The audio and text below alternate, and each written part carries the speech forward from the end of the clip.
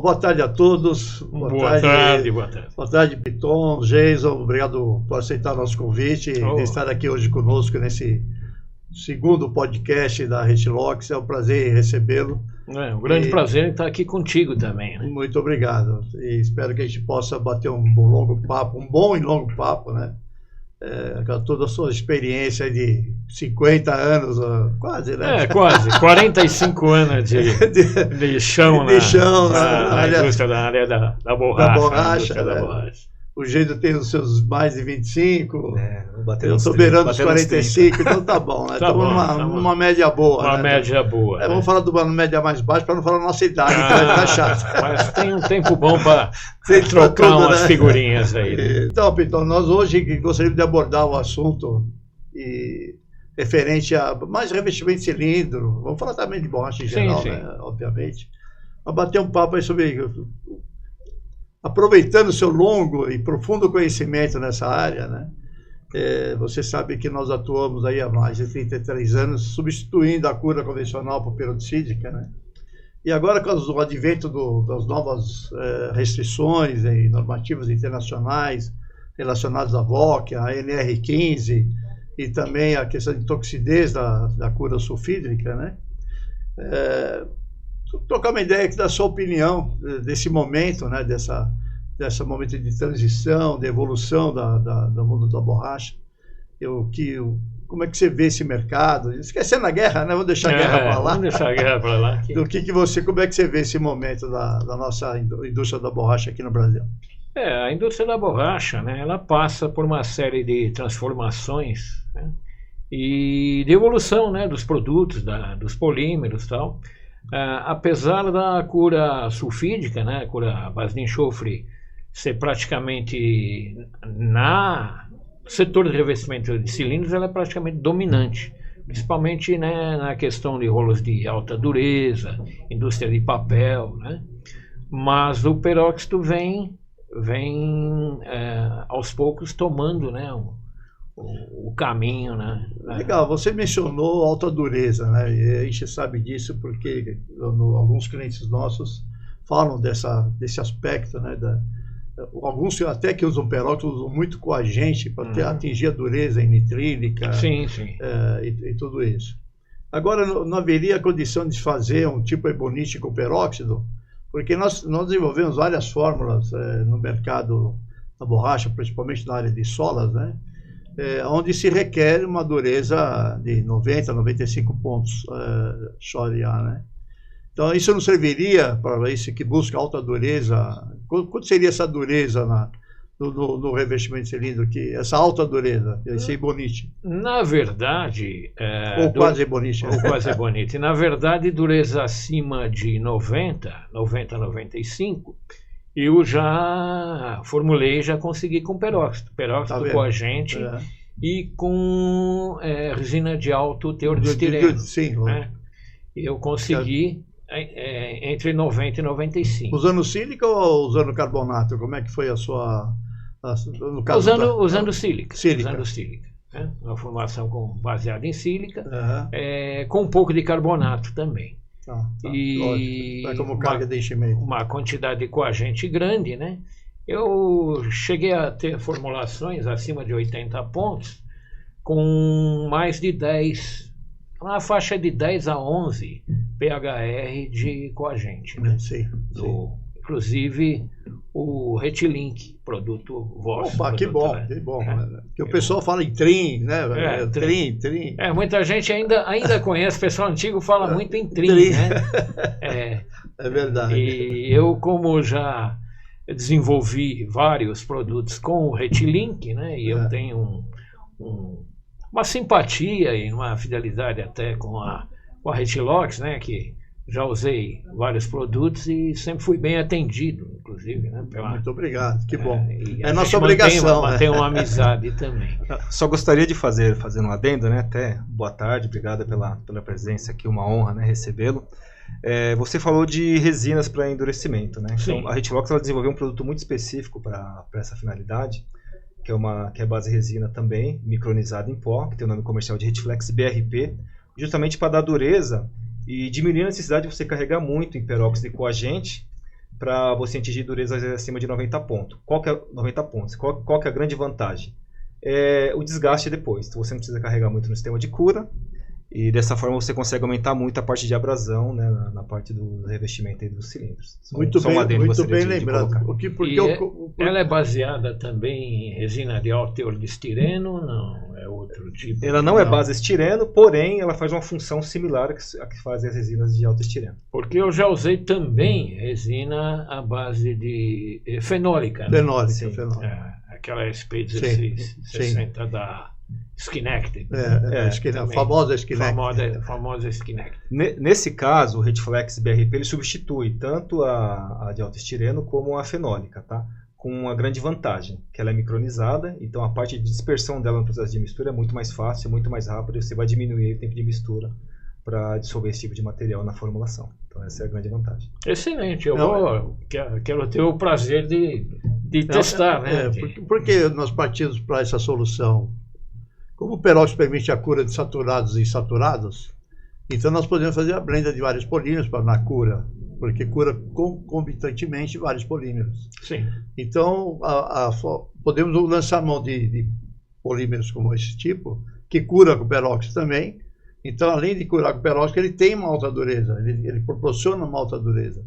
Então, você atinge as durezas que você quiser, fazendo uma blenda de polímeros, né, reticuláveis com peróxido. E com a gente, obviamente. É uma vantagem grande, né, em relação ao enxofre. Enxuga a fórmula, porque... tira a toxicidez da cura convencional via enxofre aceleradores. Por exemplo, com enxofre você não pode misturar determinados polímeros não. pela polaridade, pela velocidade de vulcanização e tal. Você acaba não tendo o efeito desejado. E o peróxido permite essa cura concomitante. E eu já você tem essa experiência. Tem essa experiência.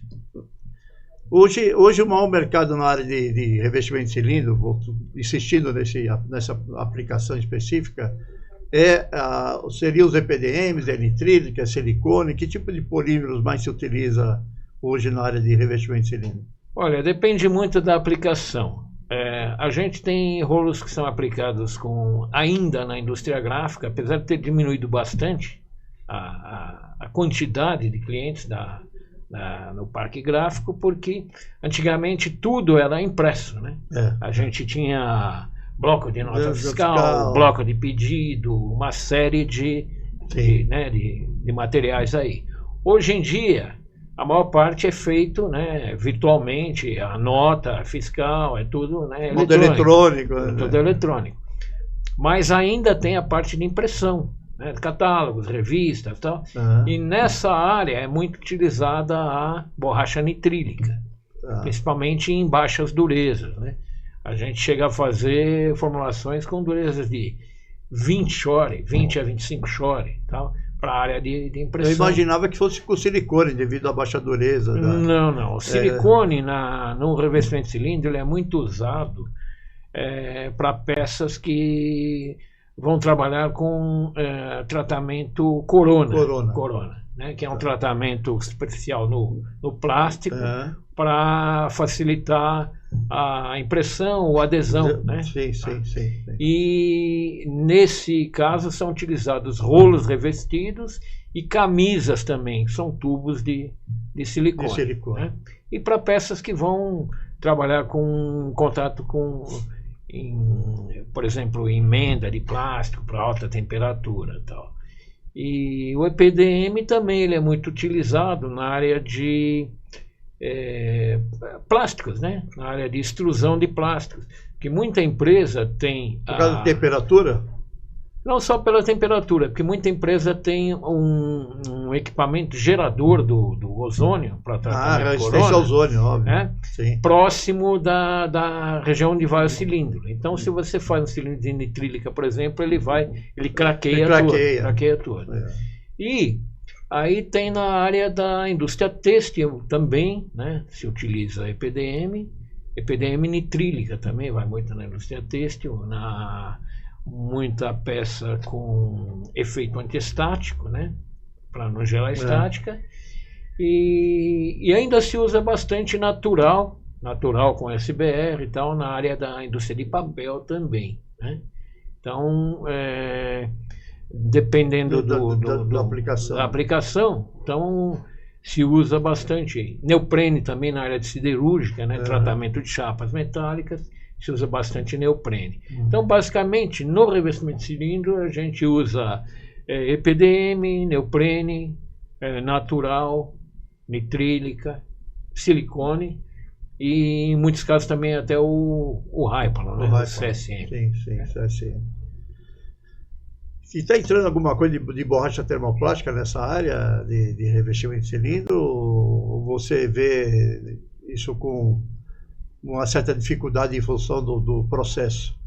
Eu vejo uma certa dificuldade com relação ao processo, com relação ao tamanho das peças. Né? Porque para você fazer uma peça, teria que injetar o termoplástico, tal, molde, esse tipo de coisa. E tem peças, por exemplo, na indústria de papel, tem peças com 12 metros de comprimento por mais de 1 metro de diâmetro. Né? E aí fica difícil, fica mais difícil. Tá. Agora, peças pequenas, você pode usar até o plástico de engenharia, nylon. O HMW, fazendo um tubo e vestindo, né, o eixo. Mas aí, no caso, para peças de diâmetro pequeno e comprimento pequeno. Né? Agora, na maior parte das peças do revestimento de cilindro, elas são feitas com borracha devido ao tamanho, devido ao processo. Né? Então, é uma manta de borracha que ela é enrolada no eixo, né, e depois ela vai, se passa uma faixa, né, enrola uma faixa de nylon e aí se coloca na autoclave para vulcanizar. Hoje em dia existem alguns equipamentos, extrusoras, que fazem a extrusão de uma fita de borracha ao redor do eixo, tá? Mas aí só na conformação da peça. Tá. Para vulcanizar, seria em autoclave. Né? Piton, deixa eu tirar uma dúvida aqui. Quando a gente fala de processos como mangueiras, como correia transportadora, que precisa ter uma certa adesão a substrato, pelo menos em borracha natural é muito comum o uso de solvente ali para poder ativar a borracha para melhorar a adesão ali ao substrato, seja metálico ou seja tecido. Quando a gente fala de revestimento de cilindro, isso também acontece? Sim, também acontece, dependendo da forma que a manta se apresenta. Se ela estiver mais seca, mais carregada e não tiver um bom taque, então é aplicado pode ser via pincel mesmo, né? Ou via spray, um solvente aromático tipo toluol ou xilol. Em alguns casos, uma mistura de toluol com um pouco de MEC, metilcetona, né? No caso da borracha nitrílica. É utilizado. Não é dissolvido, é utilizado para ativar a superfície da manta. Sim. Eu pergunto porque nós acompanhando o mercado, né, agora todas essas questões de ESG, de VOX, a gente vê que muitas empresas desses segmentos, principalmente de mangueira e correias, acabam pagando insalubridade para os operadores por conta do contato com o solvente no dia a dia de trabalho. E a Retlox lançou recentemente uma novidade para substituir, para tirar esse solvente da linha de produção com material atóxico. Excelente. O nome comercial é Reticlean Eco 99L. Ele é um material, inclusive, FDA. Então, tira toda a classificação e redução de VOX aí do processo de produção. Excelente. Acho que esse é um produto interessante também de você conhecer, né? E tá aplicando. Eu vou, inclusive, solicitar uma amostra para fazer um teste do material. Porque os solventes aromáticos, além do problema da questão de saúde, questão sanitária, né, da insalubridade, tem a questão das licenças, né? Ambiental, você tem licença ambiental, licença Polícia Federal, Polícia Civil, tal, né? E a quantidade que a gente usa, por exemplo, de revestimento é pouca, né? Não é assim, mas mesmo assim é necessário, são né? produtos controlados. São produtos controlados. É interessante que daí vai cair toda essa necessidade, toda essa classificação. Então, e se enquadra às novas normas, né? Em questões de toxidez e tudo mais. Né? E ele é testado com relação ao aromático só ou com relação ao MEC, por exemplo, ao cetônico? Para ambos. Para ambos, né? Muito bom, excelente. Muito bom. Eu queria voltando à questão da... Você falou em autoclave, né? A cura em autoclave. Sim, cura em autoclave. Que é o que se ocorre normalmente no setor de revestimento de cilindro, né? Eu vejo que muitos clientes que usam peróxido, por exemplo, utilizam peróxido que se decompõe a 180 graus, 179, 180, no caso do peróxido de Comila. E o peróxido de Comila hoje está tendo restrições pelas novas diretrizes internacionais com subprodutos que ela gera. Então, quando ela se decompõe, quando o peróxido se decompõe, ele gera acetofenona, 2-fenil-2-propanol e metano. E dois desses produtos, a acetofenona e o 2-fenil-2-propanol, entraram na lista das substâncias restritivas, né, que estão sendo vetadas no mundo inteiro. Isso vai chegar aqui no Brasil, já está chegando, alguns clientes já estão se adequando a essa nova diretriz. Mas a pergunta que eu quero colocar é a seguinte: se usa de Comila, se decompõe a 180. Eu vejo que algumas autoclaves, alguns clientes utilizam a cura a 150. Na verdade é 155 a 160 graus. Então, mas o peróxido se decompõe a 180. Então, não se utiliza todas as meias-vidas do peróxido. Então, fica peróxido sobrando lá dentro. Correto? Fica peróxido não decomposto dentro do artefato. Nós tivemos problema na área de solados, né? Nós não, alguns clientes que resolveram usar, porque o peróxido da classe de alquil que se decompõe em alta temperatura, né? O de Comila, o bistequimotilperóxido do propilbenzeno, o 2,5-dimetilhexano, e algumas empresas que usaram esses peróxidos em solas, por exemplo, exportaram para a Alemanha, as solas chegaram lá e quebravam no meio. Aí, 70 mil pares, 80 mil, isso aconteceu num cliente nosso no Peru, que ele me relatou que também exportou esse material. E ele utilizou o de Comila. No caso do Peru foi bisperóxido. O bisperóxido. Que se decompõe a 180 graus. E curou a 150. Disse que quando a sola chegou lá no exterior, também quebrou no meio. Então, qual a conclusão que eu cheguei, vieram me questionar, eu estava fazendo uma palestra lá na Colômbia, em Medellín, na universidade, e me questionaram por que se rompia, né? Por que ocorreu esse fenômeno.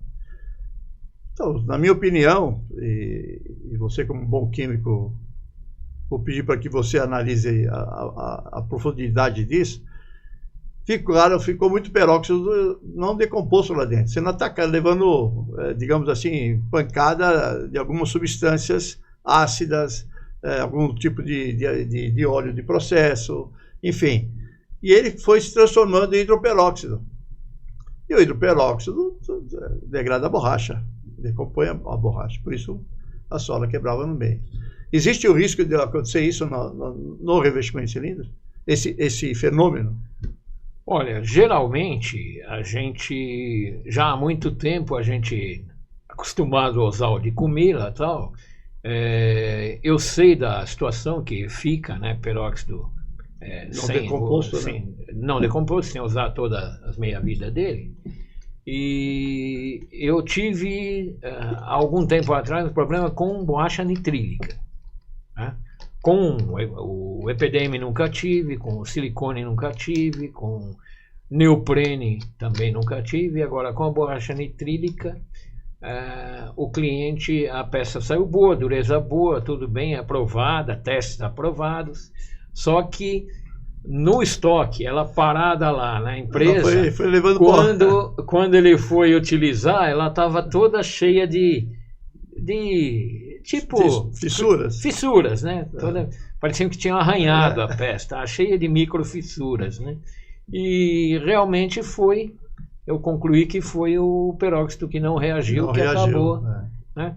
Isso eu tive um problema na nitrílica. Porque o que eu tirei ela até foi SBR com polibutadieno. Sim, como no revestimento eu ainda não utilizei essa linha, por exemplo, SBR, polibutadieno e natural com o peróxido, eu não tive esse problema. Você não teve... Mas eu reparei esse tipo de problema na nitrílica. Ótimo.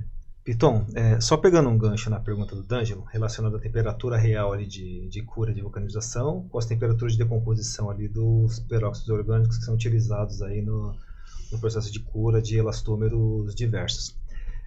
Falando de velocidade de cura, tecnicamente, ali, processo de vulcanização, onde daria, em que tipo de cilindro daria para a gente, de repente, usar um sistema de cura para você obter uma cura mais rápida, você diminuir ali esse tempo de processo, e em que tipo de cilindro seria interessante você ter um escorte melhor, um tempo de cura mais lento para garantir uma melhor qualidade? Você poderia falar um pouquinho disso? Porque daí, em cima disso, depois eu gostaria de fazer algum complemento aí relacionado à temperatura de decomposição.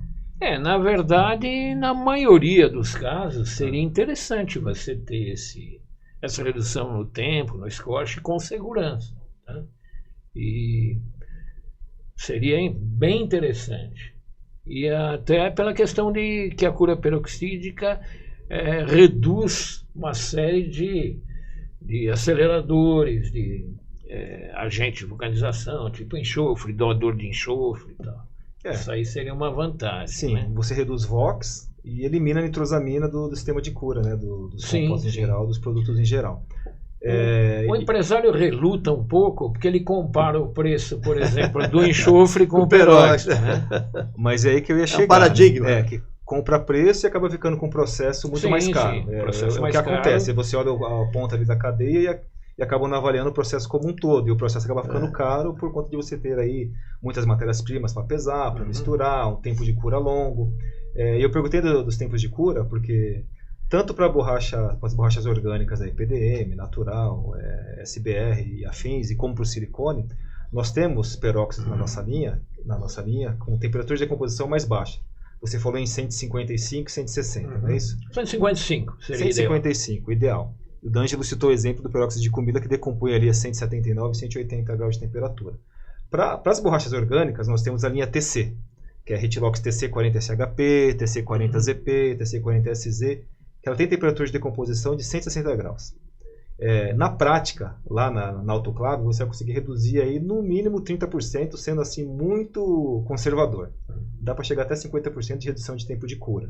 Eu perguntei dos tempos, porque eu sei que tem todo o conjunto metálico, que tem que aquecer também, que tem que ser levado em consideração, não vai ser um negócio 100% linear. Quando a gente fala de silicone, por exemplo, nós temos o Retilox 40 TSR SO, que também decompõe na faixa de 160 graus de temperatura. O material em pasta, que excelente dispersão, não fica nada particulado. Então até durezas baixas, dureza 10, dureza 20, você consegue uma dispersão perfeita do material, sem ter essa dificuldade de dispersão que os peróxidos em pó acabam conferindo aí quando a gente fala principalmente de silicone, que não tem aquela viscosidade para você conseguir fazer ali a dispersão da matéria-prima. Então assim, isso que eu gostaria de comentar, porque assim, a gente tem materiais, são mais caros que o enxofre? São mais caros do que os peróxidos convencionais? Com certeza são. Porém, quando a gente fala em eficiência produtiva, não se compara. Então, você vai diminuir os custos de autoclave, de energia, de gás, de lenha, no caso de alguns aí, significativamente para você reduzir aí drasticamente o tempo de cura, chegando até 50%. Você comentou a gente, né, comentando na vulcanização peroxídica, eu lembrei de uma coisa. O pessoal que faz, não especificamente no revestimento de cilindro, mas o pessoal que faz peça mecânica, tipo coxim, peça que tem um trabalho mecânico, né? Uma propriedade dinâmica. Propriedade dinâmica, uma solicitação dinâmica grande. O pessoal costuma usar enxofre, porque tem muitos colegas que falam que o peróxido com enxofre consegue um número maior de ciclos. Eu não sei se vocês já testaram esse tipo de coisa. É uma realidade que nós encontramos, porque vai depender muito da formulação. Porque se você simplesmente substitui o conjunto de aceleração convencional por peróxido na mesma composição, com os mesmos componentes da estrutura, as cargas reforçantes, que são muito importantes, você tem que fazer uma nova fórmula. Não é simplesmente substituir... Trocar um pelo outro. Com certeza. Você vai trocar um pelo outro, vai ficar bom algumas propriedades. Abrasão, o rasgo. Quando chega nas propriedades dinâmicas, realmente o enxofre ganha de lavada do sistema peróxido na mesma formulação.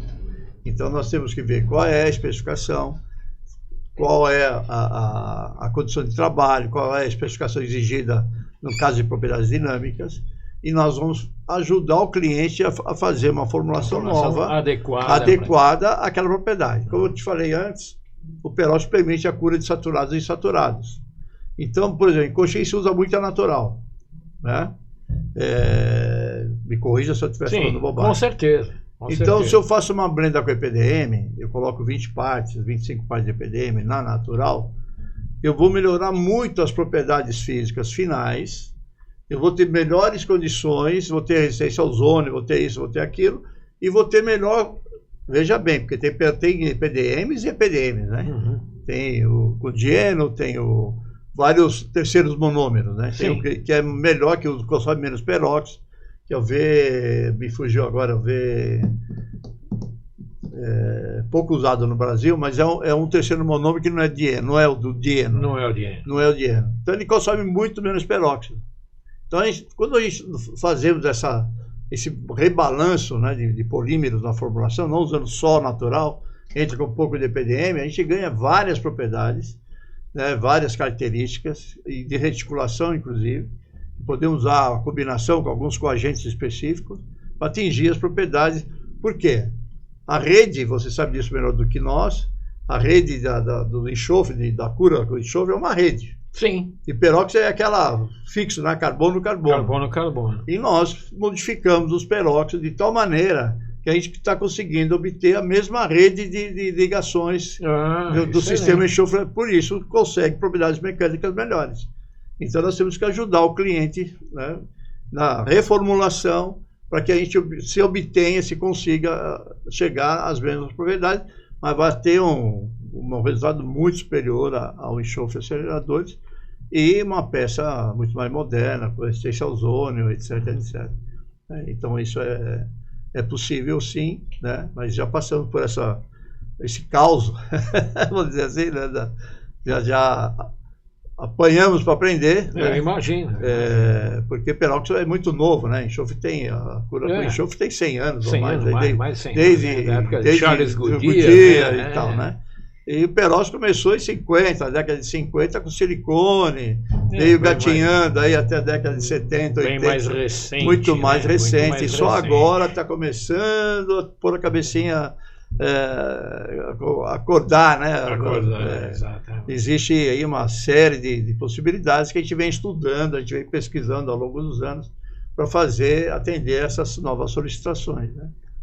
O que acontece, só fazendo um complemento, né, o que o D'Angelo está falando, que vai bem de encontro. Quando a gente fala de peróxidos convencionais, que o dicomila foi mencionado aqui, o bisperóxido, a ligação é curta, normal, carbono-carbono.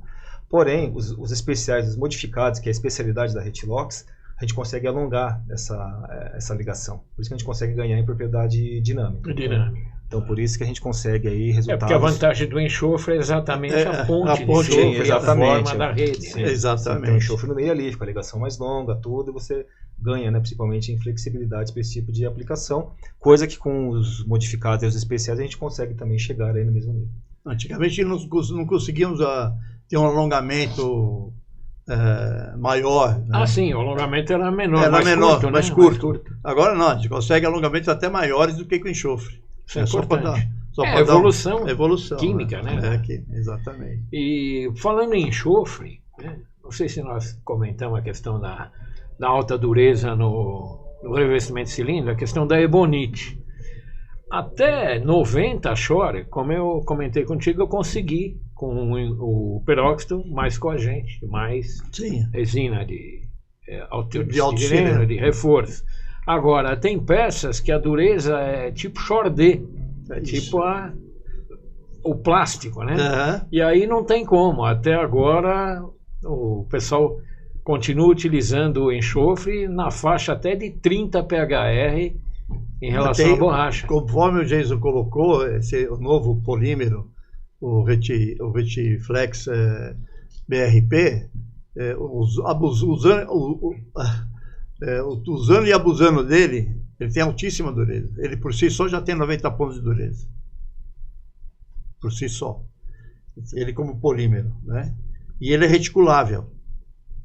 Então, quando a gente reformulando, né?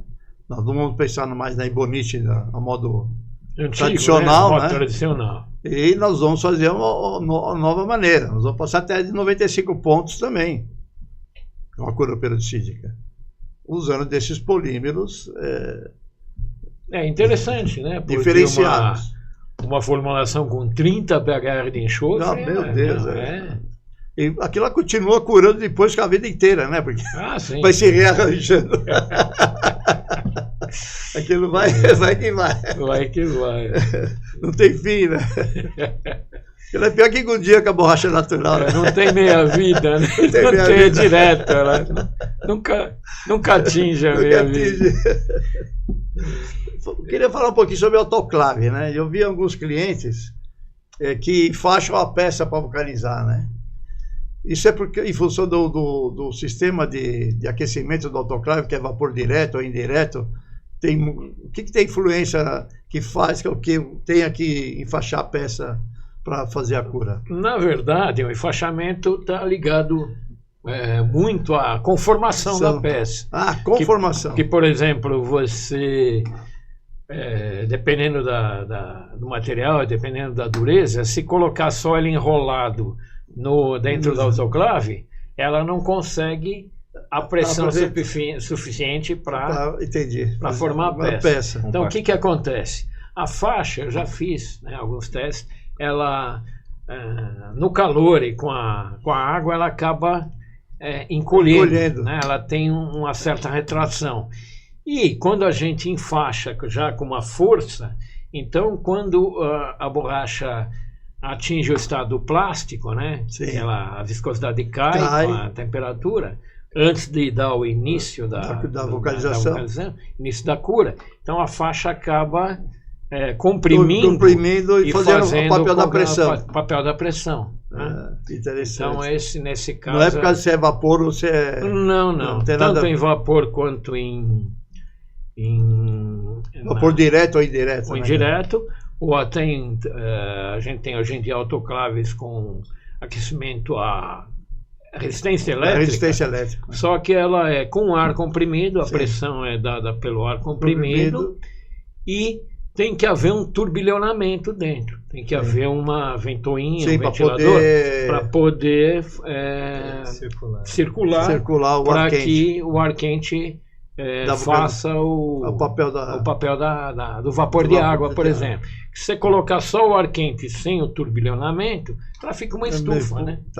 É o caso dessa air fryer hoje, que tem o ventilador, que se colocar só ela com a resistência, ela até cozinhar ou até o alimento demora demais, ou nem consegue. E a autoclave, a resistência, né? Ela é acionada com o ar comprimido e com a ventoinha. Interessante. Mas também se utiliza a faixa. Que legal. Com a mesma função de...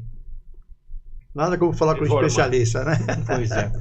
Até na linha, eu queria tirar que você explanasse um pouquinho sobre problemas que dá, seja na confecção ou seja lá para o usuário final, que tipo de problemas mais comuns assim, que tem, né, no revestimento do cilindro? Tem resistência térmica, desgaste, adesão metal-borracha? O que é mais comum assim, quando a gente fala em problemas? Em problemas, a gente pode ter uma falha na adesão metal-borracha, que muitas vezes pode ser ocasionada por um tratamento no metal mal feito, né? Um tratamento que não foi efetivo, ou pelo tipo de compatibilidade do adesivo, né, com o polímero, e aí dá realmente problema de adesão. Então a gente tem que desengraxar o eixo, tirar toda a gordura, toda a oleosidade, impurezas, né? Geralmente faz a usinagem, depois jateia e faz o desengraxe, que aí ele fica isento de contaminantes, né? Aí a questão da falha na adesão seria um problema. Outro problema que ocorre são bolhas na superfície. Aí está ligado à viscosidade do material, né, ao fluxo do material. E viscosidade baixa, imagino eu. Viscosidade baixa. Tá. Dureza baixa também ou não só viscosidade? A dureza baixa, se você usar um polímero... Não, nesse caso que você mencionou aí, seria só viscosidade ou dureza baixa também? A viscosidade baixa é por conta da dureza ser baixa ou não? Não tem nada a ver? Não. Você pode ter uma dureza média, né? Não muito alta, mas se ela for muito carregada, tiver muito óleo, você vai comprometer a qualidade. Então ela tem que estar com a viscosidade adequada. E em caso de borracha, de formulação de borracha com baixa dureza, geralmente eu utilizo um polímero com viscosidade mais alta. Para compensar. Para compensar. Então, por exemplo, no caso de nitrílica, eu utilizo, vou citar o caso da Nitrilflex, que é o mais comum, né, que a gente utiliza, que é a N7, N8, né, N608, né, que tem uma viscosidade mais alta. Então, mesmo você adicionando bastante óleo, ela tem uma viscosidade adequada para você fazer a vulcanização. Entendi. O revestimento. Para esses casos de baixa viscosidade, até o nosso Heatflex BRP, que nós já falamos aí no passado, ele tem essa função, ele aumenta a viscosidade, ele ajuda nessa parte da massa ter uma boa consistência e evitar de dar bolha depois no processo de cura, né? E falando de adesão, também a gente tem uma linha bem interessante também relacionada a isso, para você adicionar matéria-prima ali na formulação, para te melhorar essa adesão, te abrir mais radicais livres ali, para te melhorar a ligação da borracha no tecido, que é o Retilink ZN, que é o principal dessa linha para isso, lembrado, ele ajuda muito nessa melhora muito a adesão metal-borracha. E quando a gente fala em desgaste e resistência térmica, nós temos o Retilink TA70, que ele tem essa função. Ele aumenta a densidade de ligação, ele sendo adicionado na composição. Ele melhora muito aí a parte mecânica e a parte de envelhecimento térmico do material. E vai, consequentemente, por você aumentar a densidade de ligação, também melhorar a parte de desgaste, né? A parte de abrasão aí dos rolos produzidos aí, isso independente do polímero, seja PDM, natural, nitrílica, o próprio silicone, ele se encaixa com qualquer um desses polímeros. Interessante, muito interessante. É que eu venho acompanhando já há vários anos, né, a evolução da Retilox, né, e eu percebo que vocês estão sempre à frente, sempre na vanguarda na questão de desenvolvimento e a nossa função, né? Nós, quando criamos de atendimento a viemos propriedades com esse intuito específicas, né? Com esse intuito de trazer buscar a evolução, né? Porque, como eu te falei, cura peroxídica é uma coisa recente ainda, né? Então a gente estuda muito, pesquisa muito, para poder apresentar inovações, soluções tecnológicas diferenciadas ao mercado e que tem nos diferenciado no mercado e graças a Deus, agraciado com alguns prêmios, né? Que com certeza. Ganhamos com aí certeza. Top Ruber 22, 23, 24, já somos tetra, né? Graças a Deus. E, inclusive na Expo Boa, ganhamos o prêmio em inovação dentro de uma Expo Boa, né? Disputando com várias empresas, então, internacionais, né? E isso com voto popular, né? Voto dos clientes, né? Então isso nos deixa muito honrados e mostra que estamos no caminho certo e continuamos investindo em pesquisa, inovação, para que a gente possa levar sempre o melhor para os nossos clientes, né? Na verdade, o nosso país, o Brasil, precisa de mais empresas, né, que tenham essa mentalidade, temos que ajam dessa forma, para né? nos diferenciarmos, temos que ter tecnologia. Nós só vamos conseguir melhorar a performance, tanto técnica quanto comercial, com desenvolvimento. Com pesquisa e desenvolvimento. Muito bom. Então, nosso tempo está terminando. Eu fico muito agradecido, te agradeço demais a sua disponibilidade de estar aqui conosco. Foi um prazer imenso encontrá-lo nesse dia. Eu agradeço o Jason também aí pela excelente participação, como sempre. E espero revê-lo muito em breve e vou visitá-lo também. Com certeza. Nas suas andanças, nas suas empresas que você dá consultoria. Eu que agradeço, né? Eu que tenho a agradecer muito ao convite aí de poder participar aí desse bate-papo e a gente trocar umas figurinhas aí, né? É sempre um prazer. Muito obrigado, Piton. Obrigado, Ângelo, obrigado, Jason. Não, também. Muito obrigado, é prazer em estar aí com vocês. Obrigado. Gostaria de agradecê-lo, D'Angelo, pela oportunidade, também Piton, pela honra aí de nos dar a presença aqui no nosso Hitcast, no segundo aqui da Hitlox. E gostaria de falar dos nossos canais aí de comunicação, né? Temos nosso site, o www.hitlox.com.br. Meu e-mail direto é jason@hitlox.com.br. Tem também aí o canal de marketing. Não, para não ficar muita gente procurando. E tem o marketing@hitlox.com.br para aquilo que você necessitar, tá? É legal. Muito obrigado mais uma vez e Um abraço a todos aí. Um abraço a todos.